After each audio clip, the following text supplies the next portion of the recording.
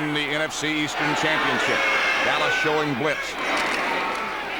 Quick throw over the middle, and it could be all over now. That's Scott Fitzke with the ball. Fitzke down inside the 10 to about the 7. And that time, Dallas came with a blitz and got burned themselves. There's Scott Fitzke. They said he wasn't fast enough. He ran a 9.600 in high school, but he had the soft hands. He's the one that made the end zone catch in the Sugar Bowl game when Alabama beat him. He has touch.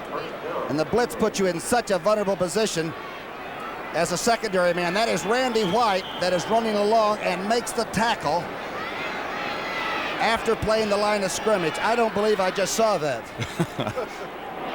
And you said Fitzke ran a 9.6 in high school? Randy White was breathing hard and coming fast.